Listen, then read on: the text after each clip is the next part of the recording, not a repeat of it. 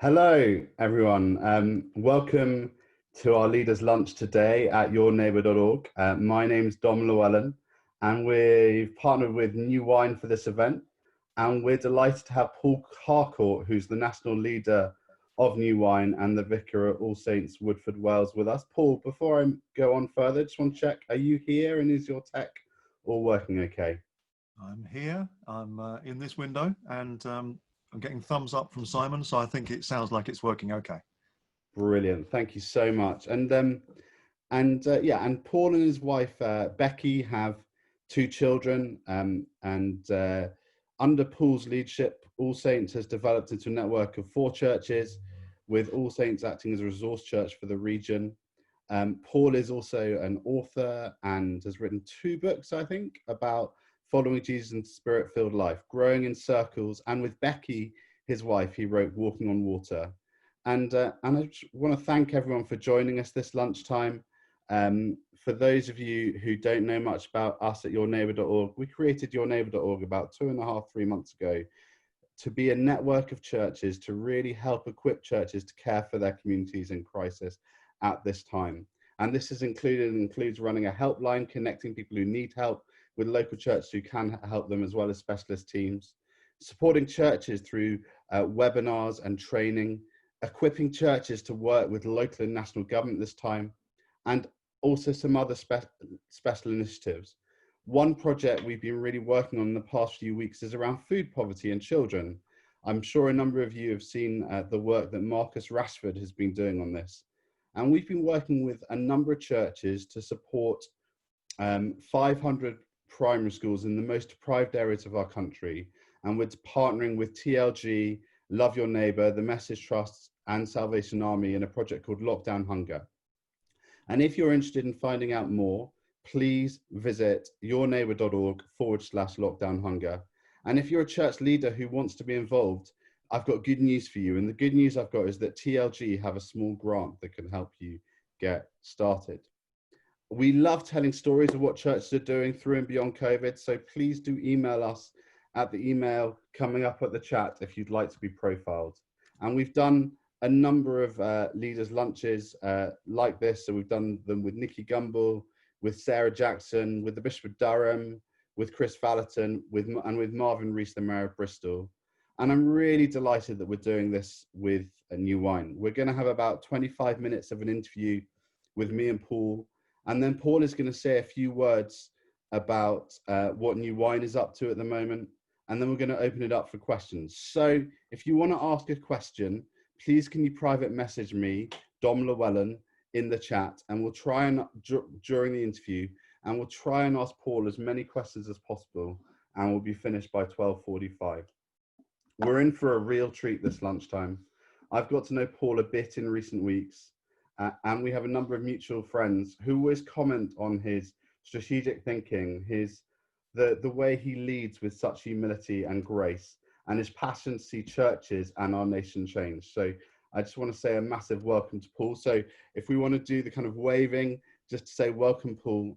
Just so grateful to have you with us, and thanks for your time. I also recognize that a number of church leaders this week are grappling with how they can reopen and thinking about that. So I just want, if you're a church leader on the call, thank you so much for giving up some time to be with us as well.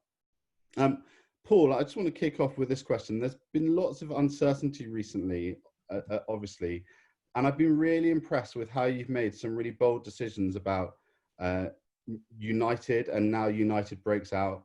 Could you tell us a bit more about them, and also how you make decisions when so much is uncertain? Yeah, thanks, Tom. I think firstly, I think we all want to say thank you to yourneighbour.org for just creating a context like this where leaders can talk together, as well as all the amazing things that you're doing, across the nation to help the church really respond to the needs of the day. I think we've probably been through various phases. Early on, I remember Simon Barrington, who's a friend of mine and former leader of Samaritan's Purse. He said to me, from his experience of 20 years of disaster recovery, that what you see is that you go through various phases. So you have an initial response phase, where you just have to do what you have to do and you get through it, and it's sort of crisis management. And then you have the recovery phase, which I think probably for us as church leaders we're coming into now. Lots of our churches are now talking about re-entry, lockdowns are easing, so there's that recovery phase. And then there's the longer term phase of reconstruction that comes on the end. And decision making probably looks a little bit different in each of those contexts. So for us in the local church, like everybody, as soon as we realized we weren't going to be able to meet physically, the question was, what can we move online? How can we maintain pastoral care? How can we maintain outreach to the community? How can we serve and support people who are in difficulty? And I think that what you have to do is you just have to come together. You've got to strip everything back and say, what's the most important? What can we do? And then it's a season really that's really good for the activists, that we just get it done. We make decisions quickly, we put something in place, and then we adjust as we go, we improve. So that was probably the first season for the local church. For New Wine, we were thrown into quite a challenging season, and in some ways the decision was made for us. When it became clear that mass gatherings weren't going to be possible, then we clearly couldn't meet for our summer conference, and then the decision became things like, well, how do we communicate that? How do we honor the commitment people have made financially? How do we protect ourselves financially so that we don't go into administration or anything like that? So there were lots of things around that. I think we took the decision to announce that we weren't meeting for United summer conferences.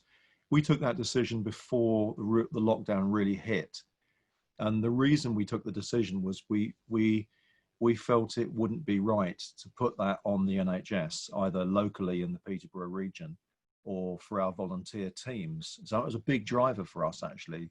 And then we took the decision that because there's a lot of uncertainty for people's personal finances, that we should offer full refunds and we should just trust to the Lord to bring us through this season financially. And fortunately, we were in a position with our reserves to be able to do that, rather than saying to everybody, we're going to keep your money against a future conference next year or the year after, like some of our friends have had to do.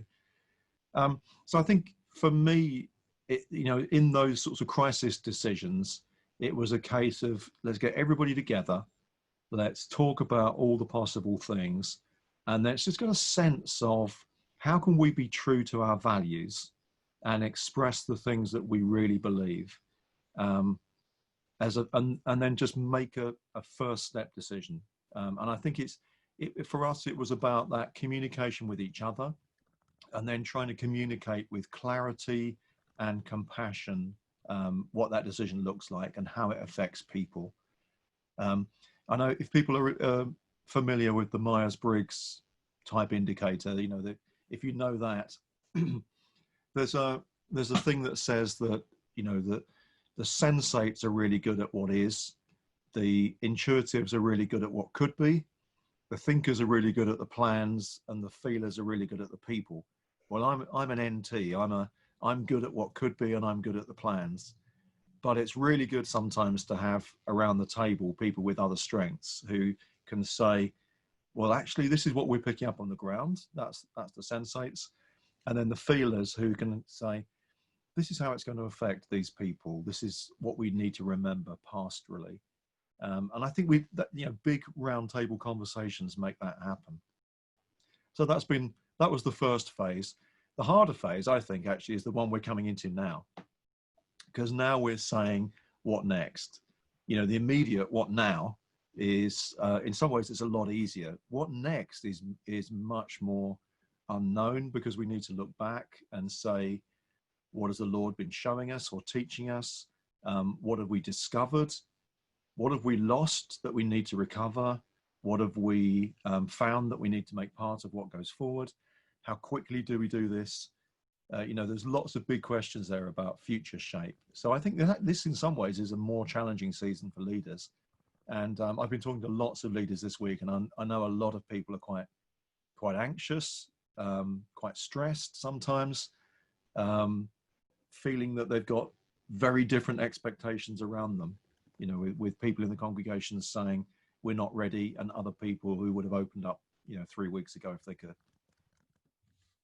Really, really interesting, and as great wisdom there. As an ENFP, I can really relate to some of what you've been saying with Myers-Briggs, and but I think you're absolutely right. I think as we move from response through to recovery, through to reconstruction, I think lots of questions for us to ask, but lots of opportunities for the church to really bring hope in each of those phases. And I'd love to kind of draw on that. If you've got questions on that, do come back to us. I guess quick question, just following up on that. What do you think the church can do to bring most hope in kind of recovery and reconstruction, and how do you think it can really be a light in that? Well, I think one of the things that I've been aware of is a lot of people are saying their churches are more connected to their local community than they've ever been, through all sorts of initiatives, but also just through members of the churches being more aware of their neighbours and their local community. So it's a great opportunity for us to be salt and light. And I think one of the things that we really want to keep from the months we've come through is that sense of connection to the local.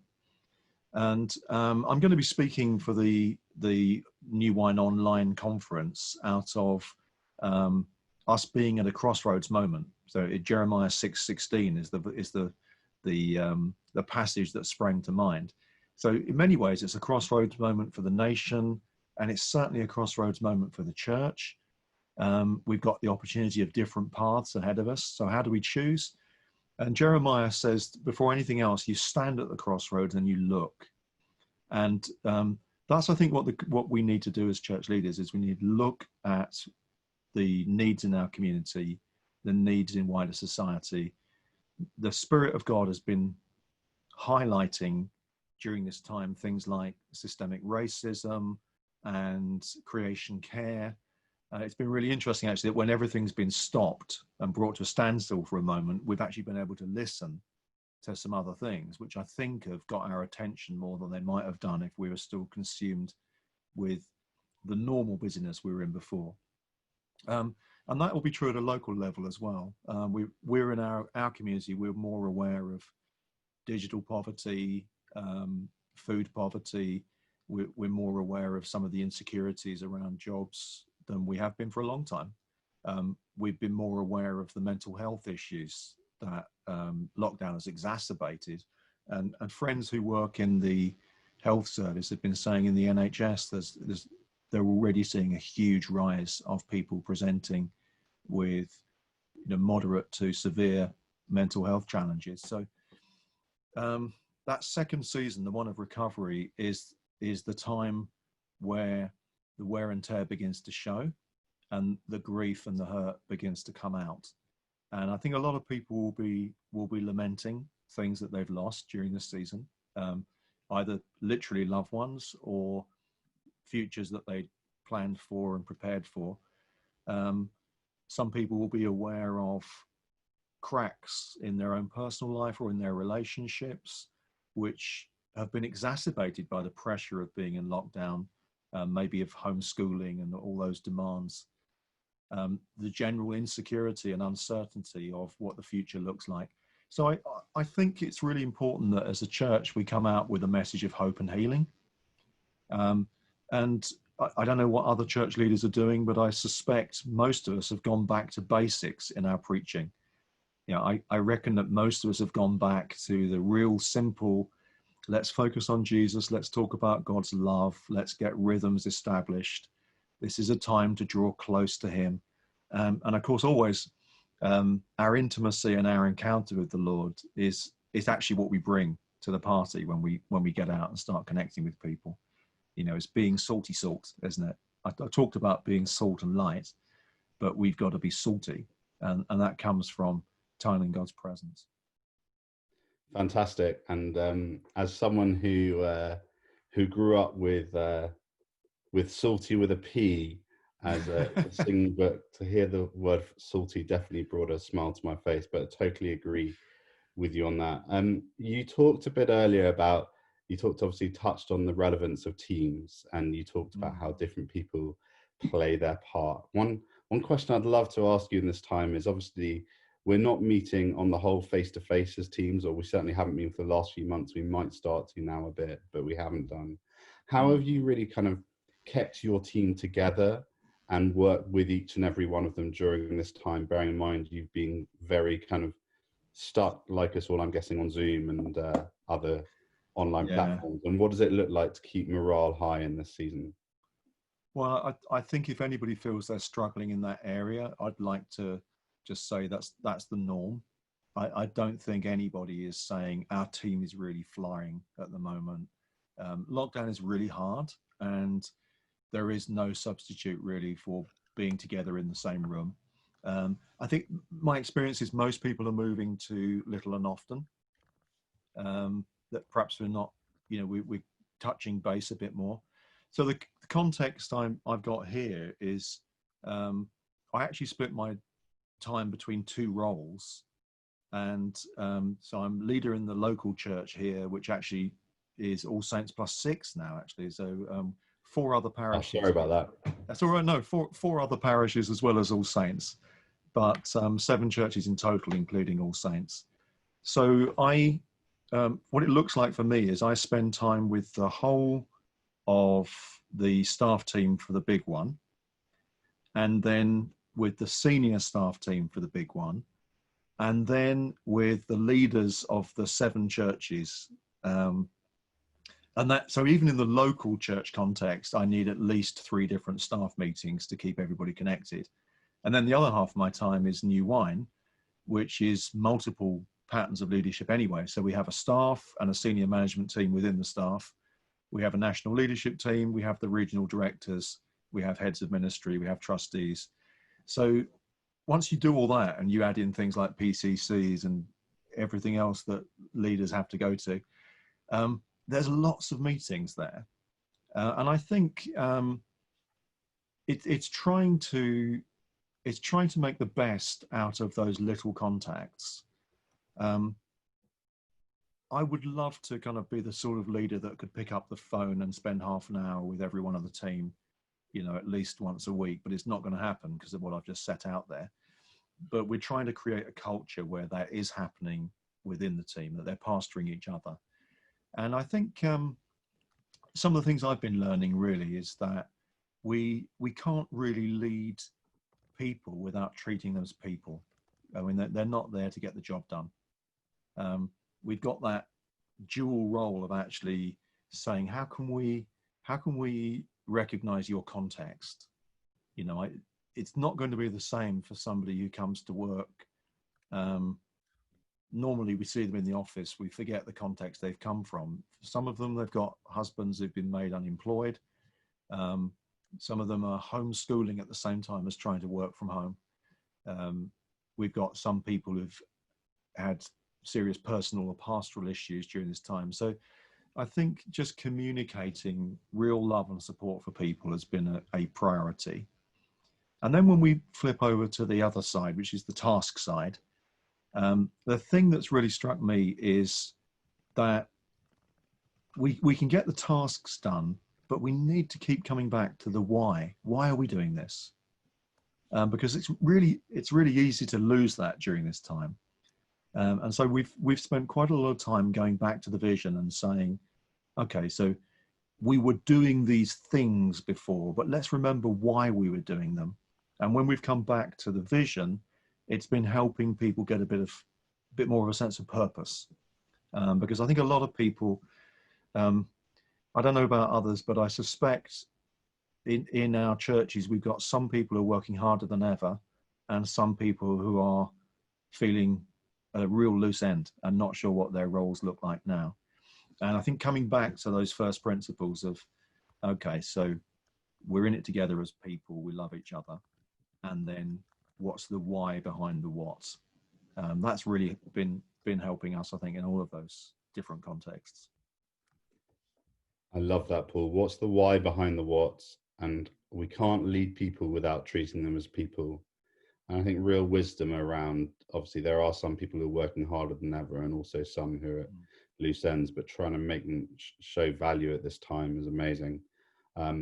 One question I really want to ask you is, how at this time, I loved also what you said about we need to admit that it's hard and that leadership in this time is hard.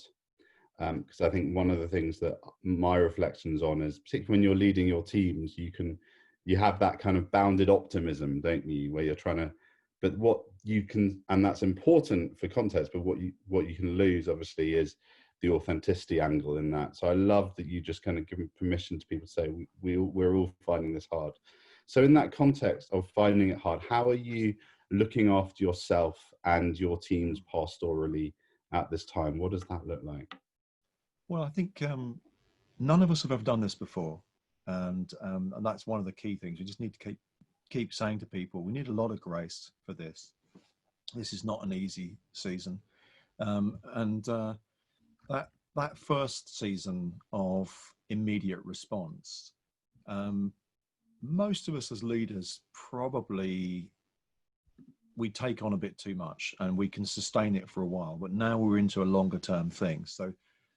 For some leaders, burnout is showing, and it's interesting in the New Wine Network. We're in touch at one level or another with up to 1,500 leaders in England, and we've got a team of relationship development managers who are there to phone people up and kind of ask them what's going on, how can we better support you, so that we can tailor the support of the network to people's needs. And it's interesting how many leaders are saying that in lots of forums that they're going to, some people are absolutely flying during this season. And they're saying, we've got 5 times as many people coming to our church online than we've ever had. That's not everybody's experience. But it's actually quite hard to get up there and say, we're really struggling. We're ashamed of what we're putting out. We're looking at what everybody else is doing, and they seem to be taking to it like ducks to water. We're finding that it's a really steep learning curve, and we feel we're a long way back. And actually, the personal and pastoral demands of this season is really great. So just being honest and bringing that out, I think, is really important. Because if we're not honest, we can't actually receive ministry. And so we make a lot of use of breakout rooms in all the things that we do. Because they're often the things that people won't share in a bigger meeting that they might in a group of 3 or 4. So even our local church team will use breakout rooms a lot. Give people time to talk and to pray with each other, and that's the same for me as well. So in terms of self-care, I think probably many people have experienced this season of interruption as a season where the Lord has been giving us the opportunity to reset and to refocus. So with my wife's encouragement, I've definitely been looking more at making sure that I've got exercise in. I'm not traveling as much, obviously. So there's, in that sense, there's a bit more time, although I feel like I'm busier than ever. But I have been able to sort of intentionally build in things that I was letting slip before. For some of us, that might even be our own personal spiritual lives as well, and getting those spiritual disciplines back. And definitely in the wider church, one of the real marks of this season has been people embracing spiritual disciplines. Even some of the older spiritual disciplines. We come from a contemporary charismatic setting, and actually people are falling in love with morning prayer and daily Bible reading and all the things that we should have been doing all along, but probably slipped away from. And some of them are finding comfort in more liturgical or contemplative practice, or silence or solitude. So that's another thing. So looking after ourselves physically, looking after ourselves emotionally by making sure we've got places to talk, looking after ourselves spiritually and rebuilding those deep relationships with the Lord. I came across this great quote the other day, which says, as pastors, we get into trouble not because we forget we're pastors, but because we forget we're humans. And I thought that's absolutely brilliant. He goes on to say that we're humans with weaknesses, vulnerabilities, and severe limits. So I've probably learned a bit about that over the years, because Becky and I have two now adult children, Joshua and Rachel. Joshua's 21, Rachel's 18, and they're both on the autistic spectrum. Joshua profoundly so, and Rachel sort of high functioning and after university. But it means that home life has always been a bit weird compared to many leaders. And so we found our own way. You know, we do things very differently from the way that others might do or be able to do. And the kind of grace of being kind to yourself, we had to learn that anyway.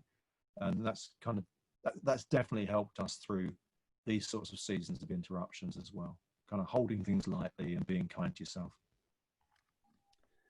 Paul, that's great. I love what you say. If we're not honest, we can't receive ministry.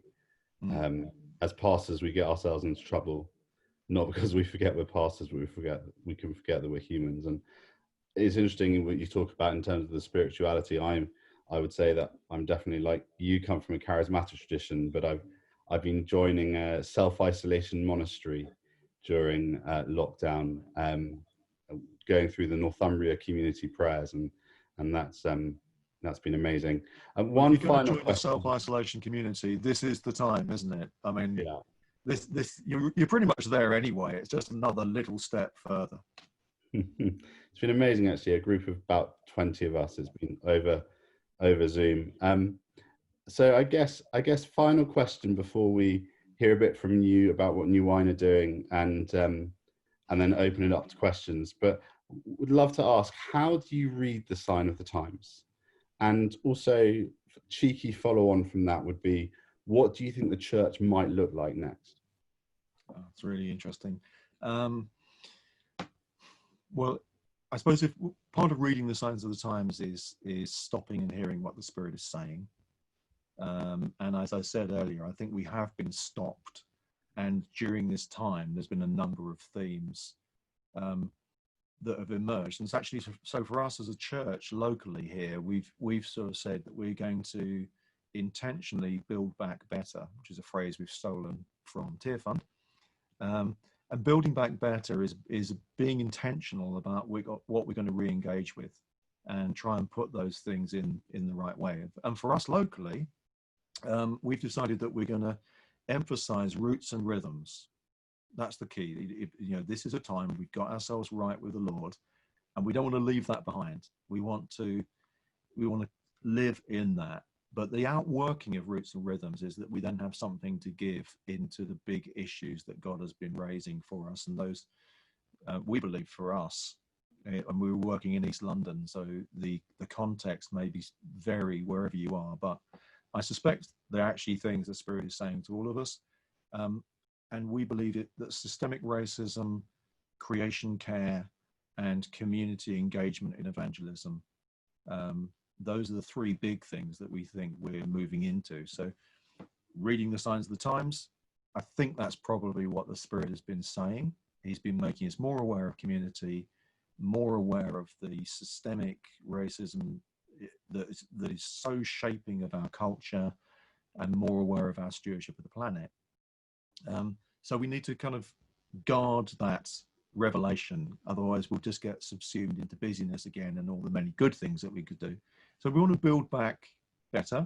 For us, that probably looks like building back slowly as well. And we've, as a larger gathered church, we tend to fall into an attractional model, a program-driven model.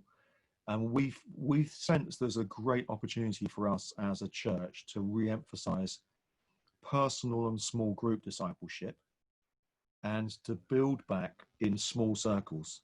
So actually, I understand many leaders will be looking at what can happen now and be thinking the right thing for us to do is to open up, We can't sing yet, but we can gather in the sorts of numbers we're used to. And so that will be important in our context. Most of our rural churches are having conversations along those lines. But for us, we're actually thinking we want to get church going in homes and gardens first and then build up. And that's partly because we want the empowered discipleship and the strengths of what you often get in smaller churches, where everybody feels ownership and everybody, you know, when I used to lead a smaller church, the joke was that part of the welcome pack was the key to the building, because it felt like everybody in the church had a key. And you don't get that in the larger church. There's too much consumerism of people who come faithfully and regularly, but actually are very fringe and are not really plugged in. Well, we want to build back slowly. And my hope and prayer is that the church of the future will be one of empowered disciples who can be dispersed by the Lord, who are then sustained by gathering rather than depending on the gathering as their thing and they're thinking what church is. It will end up with us being a lot more frontline. It'll end up with us being a lot more salt and light. It'll end up with us being perhaps a lot more missional. We'll probably be in a hybrid of physical gathering and digital gathering. And that may be with us forever now. So we're holding it lightly. One of the things I've learned during this time is to don't make decisions until you have to make decisions. I can't predict what the church is going to look like in six months' time. I've got a few thoughts about what it might do, so we're creating some scenarios and thinking about what we might do, but we're not definitively committing ourselves. We're just going to sense as it emerges what's the right next step within those themes that I've laid out. Fantastic. No, I mean, and really relate to what you're saying. I'm in a large church here in Bedford, and we've decided very similar to you that we're going to meet in homes and gardens at least until September. But my mum, who's a vicar in the New Wine Network, she's in a rural area. She's kind of frantically thinking exactly what you're saying. How do I open up for the benefit of the people who live in my villages and serving them well? So thank you. And I love what you say about the church of the future being one of empowered disciples dispersed by the Lord, sustained, not depending on the gathering, being more frontline, salt and light, being more missional. So thank you so much for that, Paul. Before we open up to kind of Q&A, would love you just to share with the people on the call something about what New Wine's up to in this season, and then we'll open it up to Q&A. And if you've got any questions, do private message me at Dominic Llewellyn. Oh, well, thanks, Dominic. I mean, it's great to spend time with leaders. This is a very encouraging forum to be in, I think, because as long as we're real, then there's a real opportunity to take some stuff away. New Wine has always been a network rather than an event. I know a lot of people talk about going to New Wine, but we call that United. And I see that Ian's wearing a very fetching sweatshirt. Thank you, Ian. He's got the brand. So we aren't able to do our United Summer Conference, but actually when we took the big decisions around, you know, all that was happening with lockdown back in March, when we started doing that, we split the New Wine leadership up into 3 or 4 groups. So we had one group that had been looking at how do we continue our digital engagement, how do we move as much of this online, looking at the future of our networks, and we're going to have a much stronger emphasis on mentoring. We're doing a series of webinars. I think next Tuesday we've got Emma Einson, who's going to talk about what does ambition and success look like now all the rules have changed. 2 weeks after that, we've got Ben Lindsay, who's going to be helping us open up the issue of race and how do we actually not just be non-racist, but how can we be anti-racist and build diverse churches that reflects our communities better. And we're going to be continuing that through the autumn as well. We've got a group that's looking at the future of gathering and some really exciting plans that we'll be announcing soon for 2021 for the summer gathering, which in faith we believe we're going to be able to meet at the Peterborough Showground in 2021. We've got our plans for the autumn for women and leadership events, and in the spring of next year for regional leadership events. So all those things are coming. But probably the most relevant one is that we're moving the United Summer Gathering online. It's going to be from Thursday, the 30th of July to August the 2nd, I think it is. And I'll show you a short video and then briefly say how as leaders and as church communities you might engage with that. So I'm going to try some screen sharing. Hopefully this will work. I must remember to share the sound.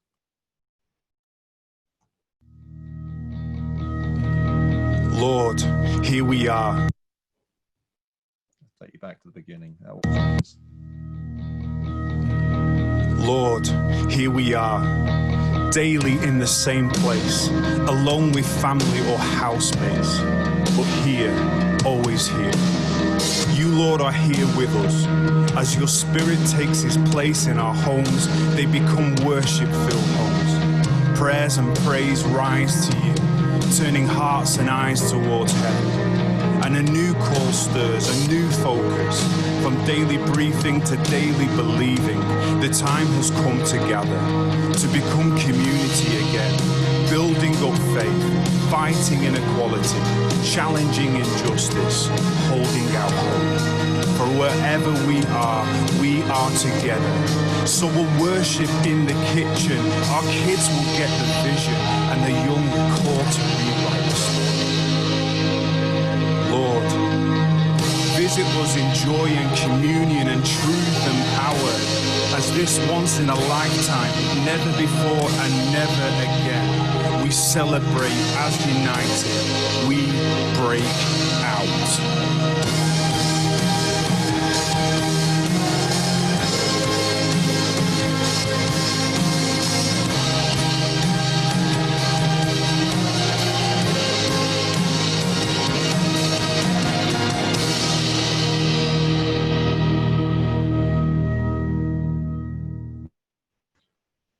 I always get the end date wrong. I've been saying it's the 2nd of August when it's actually the 3rd of August. But basically what we're going to do is we're going to move the United Summer Conference online. We're going to open on the Thursday evening. Then we're going to have Friday, Saturday, Sunday. And then we're going to close on the Monday morning. And we know that screen fatigue is a real thing. So we're not going to overwhelm people with wall-to-wall content. Instead, we've got really creative children's work program, an amazing youth program, and then we've got adult morning and evening celebrations, and then 3 seminar streams on the things that we think are most critical that the Spirit has been speaking to us about in this season. So we've got a futurist stream, creation care stream, race stream, evangelism stream, apologetics, prayer, a number of different streams that we think are key. And there'll only be 1 seminar in each of those every day. So what we want to do is create a lot of space in a program and say to church leaders, why don't you use this as a church? We put out a call saying if people were interested, they'd like to be community makers, then respond. We had 400 of the New Wine family respond within a few days. And we've got a really active online community now. They were coming up with loads of ideas of how we build community into an online event. And that could be things like church picnics, if lockdowns allow, online, gatherings like this. So one of the things I love about going to the United Summer Conference is that at the end of the evening, when everything's done, you've got a bit of after hours if you want to go to it. But actually, most of us like to go back to the camping village, bring all the deck chairs into the middle, get out the wine, and just be together and have a chat. We're saying to people, well, if we can't do that physically, let's do it in Zoom rooms. Let's get churches kind of creating community. And church leader packs are going out this week to support church leaders with ideas. We also recognize that because we've got a Sunday, we have an amazing opportunity. And so any church leader, if you want to, a week before, you'll be able to get our worship set and our talks for the Sunday that you can drop into your own Sunday worship offering.